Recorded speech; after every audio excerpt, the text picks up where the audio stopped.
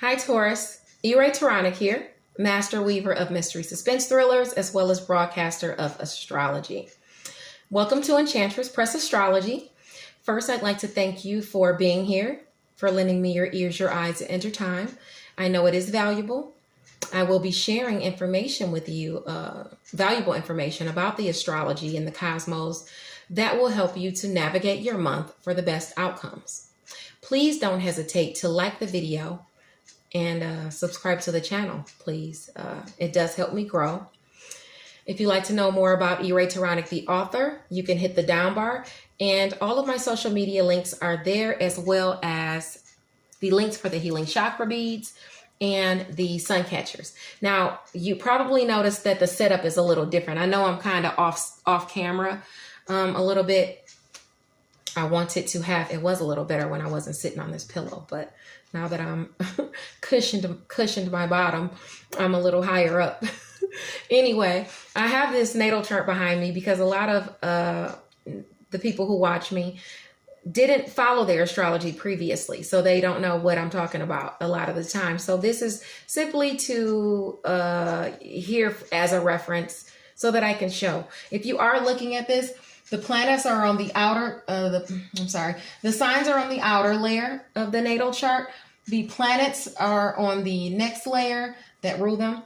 And the Roman numerals here are the numbers to the actual houses. So it's 12 signs, 30 degrees each sign, and it goes around counterclockwise, starting at Aries. Okay? Just so you know where we're at. Okay, Taurus. First of all, happy birthday to Taurus. Happy Mother's Day to all the mothers out there. You know, before we jump into it, happy birthday. And I hope, ladies, your Mother's Day celebration is wonderful. In fact, happy Mother's Day to anyone out there who's mothering someone else. Now, Taurus season is here from April 20th through May 20th. The fixed earth sign of Taurus is ruled by Venus, the hottest planet in our solar system. Venus represents the finer things in life. Love, money are right at its center, which makes Taurus all about delving into those sensual pleasures that bring us contentment. The sign craves feeling loved, literally and figuratively. So let's take time to enjoy while appreciating what it is that we have, okay? The urge to treat yourself might be heightened during Taurus season. To overindulge is one of the many characteristics of the sign, okay? Not to give Taurus a bad rap, but Taurus knows what it wants, and it wants a lot of it. You know, it's just how it is. Now, therefore, you want to be discerning as to how much of a glutton you allow yourself to be. If you find yourself coming into some extra cash, try not to spend it all in one place. We're not out of the woods yet, okay? Luckily, Taurus is a grounded sign. You are a grounded sign, Taurus. And I do have cross watchers here as well. So while I'm doing the collective, I kind of talk to everyone. So it'll help you put a plan of action into place that'll help you combat the current issues that you may be facing, okay? So one step at a time. And remember that Taurus, you demand we be gentle with ourselves, okay? Now, in May, there's a wall of retrogrades that come in, okay? So May is about redoing, reviewing, rehashing, reevaluating, restructuring, all the re's. We're going over things all over again, okay? It's also a time to look within, because that Scorpio, it demands we be detectives about things, that we look within instead of just taking what people tell us at face value. And the Gemini moon demands we discuss it. We're going to be chatty. We're going to be networking, you know. So let's get into it. I'll discuss how all of these transits that I'm going to talk about and the moons, how they affect you personally. Okay, Taurus. Now, on May 16th, and this is cute. My cousin actually sent this to me in my messenger, and I thought it was really cute. On May 16th, Jupiter and Venus align with the moon, creating a smiley face in the sky. I think that's pretty cool. So I'll put the link to the astronomy in the newsletter. If you aren't subscribed to my newsletter, put your email in the comments, and I can add you to the list so that you can get it. The horoscopes are in there, free reads, writing tips, resources, all kinds of goodies are in there. Now, Uranus, the planet of revolution, shocks, and surprises, is in Taurus, your sign. The earth sign Taurus reigns over our values, our money, our resources, okay? Taurus right here rules, Venus rules the second house and Taurus. So all of that is about finances. All of that is about pleasure, love, money, you know, in that sign, what we value. Okay. These areas of our lives are experiencing drastic evolution. More shocks and surprises are in store at the start of the month with Uranus conjunct the sun. Also, with Mercury there until May 11th, expect some shocks and surprises in communication, you know, coming your way. It's going to be like that until it moves over into Gemini and gets away from Uranus, Mercury. So expect some shocking communication. The sun entered Taurus on April 19th, and it remains there until May 20th. Then that's when it transitions over into Gemini. Okay. Juno, it's a large asteroid thought to be a planet years and years ago. It goes direct in the sign of Libra on May 26th. Juno is about marriage and commitment, relationship issues, domestic disputes, and natural disasters are all affected during Juno's shift. Juno is shifting on May the 26th into Libra. She wants justice in those areas. Mercury, the planet of communication and skills, enters Curious Gemini on May 11th, which can have you feeling chatty. It's a welcome change, as I said, because then Mercury moves away from Uranus and Taurus. And with all the activity on social media, can you see that? When I said Uranus is in Taurus, and then Mercury is moving from there back into over into Gemini, where it is exalted, by the way, because Mercury rules Gemini. All of the social media activity, it's a perfect time to make connections online. Okay. Now, once Mercury transitions over into the sign of Cancer, where it's debilitated, on May 28th, your subconscious in communication could turn more guarded or moody, you know? So a word of advice is to try and just remain in the present, okay? Now, Venus, planet of romance, finances, abundance, pleasure, goes retrograde in Gemini on May 13th, when love and communication come into focus. It's more so the way you go about putting these things into action being the question. Okay. So some will get a second chance to deal with the same issue over again. Will you handle it like you did in the past? If so, did you receive your desired results? If not, this is your chance to shift the outcome. Talks about finances will be a big focus during this time. I don't recommend making any big changes in your finances unless it's scaling back. You know, with the economy being so iffy, scaling back is a smarter move than piling on. Okay. So I also ward against making any drastic changes in your appearance, with Venus retrograde, simply because you might not have a taste for it once it goes direct. Okay. So hold off on those cosmetic surgeries. Mars, the planet of challenges and energy, enters Pisces, where it is debilitated on May 13th, calling for you to tap into your intuitive side for solutions. And I say debilitated because Mars is used to being in Aries. Mars rules Aries. Aries is more gung-ho. Aries is more forceful. Aries forges head on and directly deals with its obstacles.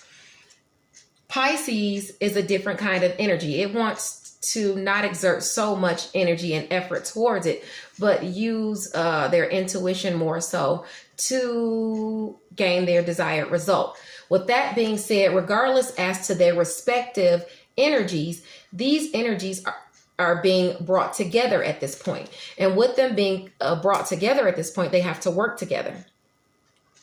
That means you'll be tapping into your intuitive side for solutions. while you're up for the challenge, and with Mars there, you'll be navigating issues with a bit more forethought. Okay. So exhausting itself is just something Pisces doesn't feel the need to do. Okay.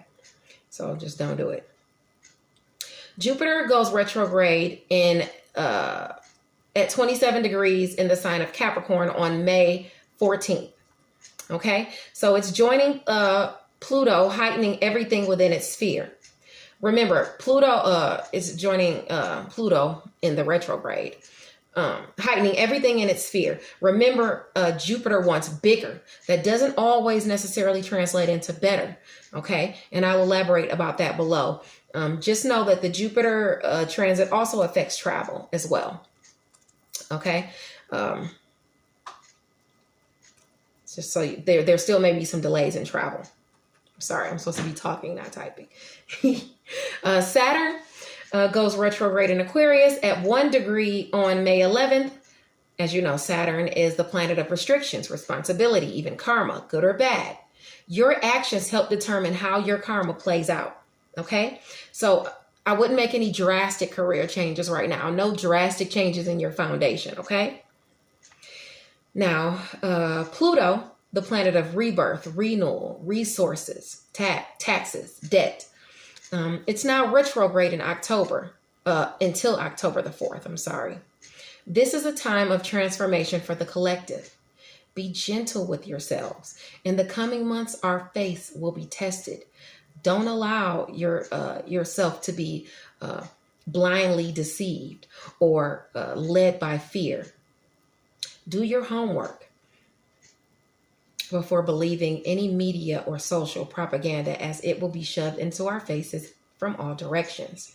We as a collective are at a vulnerable point in our lives. We as individuals must do our part by keeping our hopes up, maintaining our mental health, as well as doing what we can to be a part of the solution as opposed to perpetuating the problem. The silver lining is that Pluto, being conjunct Jupiter, does help us to keep our eyes on the prize while facing the coming shifts in our personal and business lives. I implore you, keep a kind heart, okay? The world needs compassion, as does our entire human race. Now, the full hair moon, it's also called the flower moon, on May 7th is in the fixed water sign of Scorpio. It's time to open up the lines of communication, dive deep. Scorpio requires we take a look at what's beneath the surface. Scorpio is not about superficiality. It wants to know the real. Just be mindful to think before you speak. Scorpio is also about death and transformation. The full moon brings matters to a point of culmination. Any full moon brings things to a culmination. Whether it be business or love, there is much to be revealed during this moon cycle.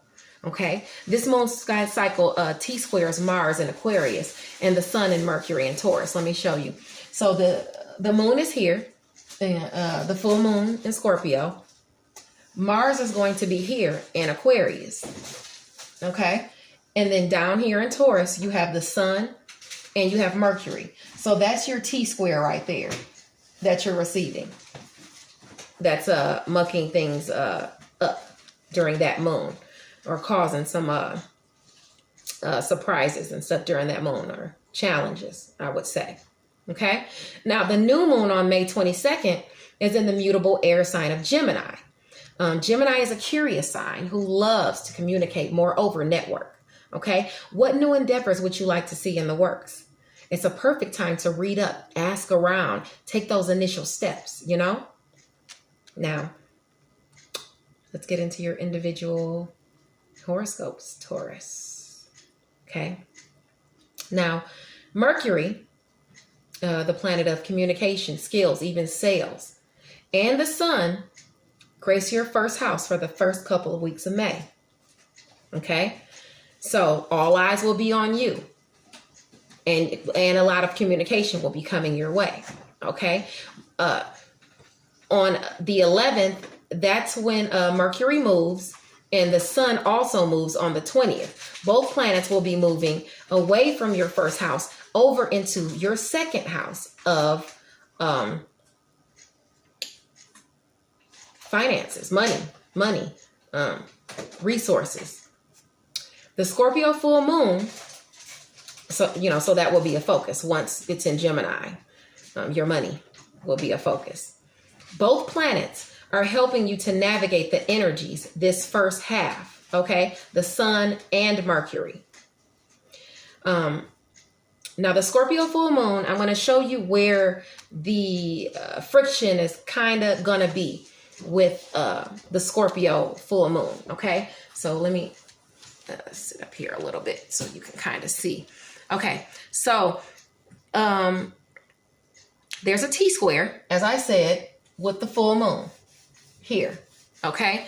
Now, yours is in your 7th house. The full moon is in your 7th house of relationships, aspecting your 10th house of career, as well as your sector of image, okay? The way you look, okay? So I'll show an example of how you kind of put that together. Something to have to do with your job or your career, or a relationship at work, or a partnership at work, or a work partnership. Something will come to a culmination affecting the way you're seen, okay?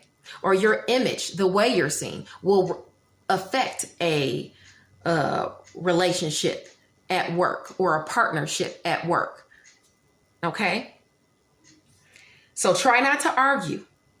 Close old wounds. When Venus, your ruler, goes retrograde in your money sector, you need to spend wisely. You need to be careful with your money, okay? It's not advised to add, to take away from the pot, but adding to the pot is always welcome. Sorry. Okay. Don't make any sudden moves in finances, basically, unless it's adding. Any avenues for more income should be considered. Okay, Taurus. If it sounds good to be too good to be true, though, it probably is. So be mindful. Be mindful of that. The Sun.